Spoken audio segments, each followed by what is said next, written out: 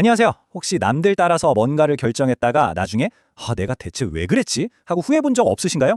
오늘은 바로 우리도 모르는 사이에 우리를 군중 속으로 이끄는 보이지 않는 힘에 대해 이야기해 보려고 합니다. 아마 다들 이런 경험 한 번쯤 있으실 텐데요. 그렇죠? 왠지 사람이 바글바글한 식당을 보면 저기가 맛집인가 보다 하고 저절로 발길이 향하잖아요. 도대체 왜 우리는 다른 사람의 선택에 이렇게나 크게 영향을 받는 걸까요? 바로 이 궁금증이 오늘 이야기의 시작점입니다.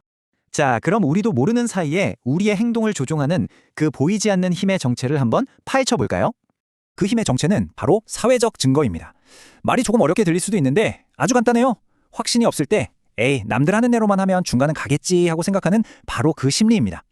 붐비는 식당에 더 맛있을 거라고 생각하고 베스트셀러 딱지가 붙은 책에 괜히 한 번 더 눈길이 가는 거 전부 이 사회적 증거 때문이라고 할 수 있죠. 근데 이 사회적 증거라는 게요, 생각보다 훨씬 더 강력합니다. 어느 정도냐면 눈앞에 뻔히 보이는 진실마저도 외면하게 만들 정도라니까요. 이게 무슨 말이냐고요? 아주 유명한 실험이 하나 있습니다. 바로 솔로몬 애쉬의 실험인데요. 이걸 보시면 정말 헉 소리가 나실 거예요. 실험 방식은 진짜 간단했습니다. 화면에 보이는 것처럼 왼쪽에 있는 기준선이랑 길이가 똑같은 걸 오른쪽 1, 2, 3번 중에서 고르기만 하면 되는 거였죠. 어때요? 너무 쉽죠? 누가 봐도 정답이 C라는 게 명백하잖아요. 그런데 여기에 무서운 함정이 하나 숨어 있었습니다. 사실 그 방에 있던 사람들 중에 진짜 참가자는 단 한 명뿐이었고 나머지는 전부 연기자였던 거죠. 그리고 이 연기자들이 약속이나 한 듯이 일부러 똑같이 틀린 답, 예를 들면 A라고 말하기 시작합니다. 자, 이제 여러분 차례예요. 여러분이라면 어떡하시겠어요? 내 두 눈을 믿으시겠어요? 아니면 다른 모든 사람들을 따르시겠습니까? 결과는 정말 충격적입니다. 무려 75%! 참가자 4명 중 3명은 단 한 번이라도 자기 눈을 의심하고 다수의 명백히 틀린 답을 따라갔다는 거예요. 이게 바로 사회적 압박이 얼마나 무서운지를 보여주는 거죠. 다수가 항상 옳은 건 아니라는 명백한 증거이기도 하고요. 이렇게 다수를 따라가는 현상이 사회 전체로 확산되면 이걸 우리는 편승 효과, 영어로는 밴드웨건 효과라고 부릅니다. 어떤 아이디어나 유행이 인기를 얻기 시작하면 그게 왜 좋은지에 대한 논리적인 이유보다는 그냥 남들이 다 하니까, 이게 대세니까 나도 거기에 합류하게 되는 심리, 바로 그겁니다.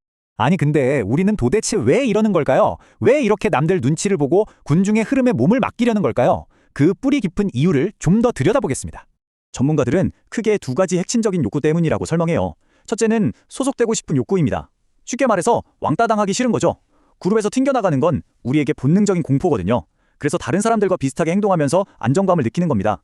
둘째는 틀리고 싶지 않은 욕구예요. 특히 내가 잘 모르는 애매한 상황에서는 저렇게 많은 사람들이 아는 데는 뭔가 이유가 있겠지 하면서 집단의 판단이 더 정확할까라고 믿어버리는 경향이 있다는 거죠. 물론 그게 다는 아닙니다. 솔직히 매번 모든 걸 따져보고 결정하는 거 피곤하잖아요. 그러니까 다수를 따르는 게 일종의 정신적 지름길이 되기도 하고요. 또 나만 뒤처지는 거 아닐까 하는 불안감, 즉 포모, FOMO 심리도 한몫하죠. 그리고 이왕이면 이기는 편, 우리 편 하고 싶은 마음도 있고요. 자, 그런데 이런 우리의 오랜 심리가 현대사회, 특히 디지털 시대와 만나면서 완전히 새로운 국면을 맞이하게 됩니다. 스마트폰과 소셜미디어가 이 모든 걸 어떻게 증폭시키는지 한번 보시죠. 이걸 디지털 감정 전염이라고 불러요. 예전에는 내 주변 몇몇 사람의 기분에 영향을 받았다면 지금은요, 소셜미디어를 통해서 수만 명의 분노, 기쁨, 슬픔 같은 감정들이 그냥 순식간에 훨씬 강렬하게 나에게로 쏟아져 들어오는 시대가 된 겁니다. 그 파급력이 비교가 안 되겠죠? 그리고 소셜미디어 플랫폼들은 바로 이 감정에 보상을 해주도록 설계되어 있어요. 이 데이터를 좀 보세요. 아주 잔잔하고 중립적인 내용의 글보다는 극단적으로 긍정적이거나 부정적인 감정을 확 자극하는 게시물이 좋아요나 리트윗을 훨씬 많이 받습니다. 결국 우리는 더 자극적인 감정을 표현하도록 계속해서 훈련받고 있는 셈이죠. 구글 출신의 기술 윤리학자 트리스탄 해리스가 이런 말을 했어요. 스마트폰은 내 주머니 속의 슬롯머신이라고요. 생각해보세요. 화면을 아래로 내릴 때마다 뭐가 새로 나올지 모르고 언제 좋아요 알림이 울릴지 예측할 수 없잖아요. 이런 불확실한 보상이 우리 뇌에서 도파민을 뿜어내게 만들고 결국 우리를 중독시키는 겁니다. 계속 확인하고 싶게 만드는 거죠. 하지만 사회적 증거가 무조건 나쁜 놈인 건 아니에요. 이건 정말 양날의 검 같아서 어떻게 쓰느냐에 따라 무서운 흉기가 될 수도 있고 세상을 더 좋게 만드는 아주 유용한 도구가 될 수도 있습니다. 나쁜 쪽을 먼저 볼까요? 가짜 뉴스가 진짜처럼 퍼져나가고 정보 폭포 현상 때문에 주식시장에 거품이 끼기도 합니다. 정보 폭포라는 건 몇 사람이 먼저 움직이면 그 뒤로 사람들이 묻지마식으로 따라가면서 눈덩이처럼 불어나는 현상을 말해요. 반면에 이걸 긍정적으로 활용하면 사람들의 행동을 살짝 옆구리 찔러서 좋은 방향으로 이끄는 넛지 전략으로 쓸 수 있어요.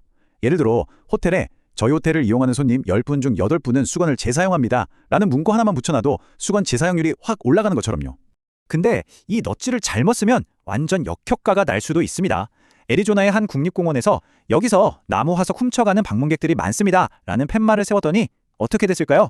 절도율이 오히려 거의 300%나 폭증했다는 거예요.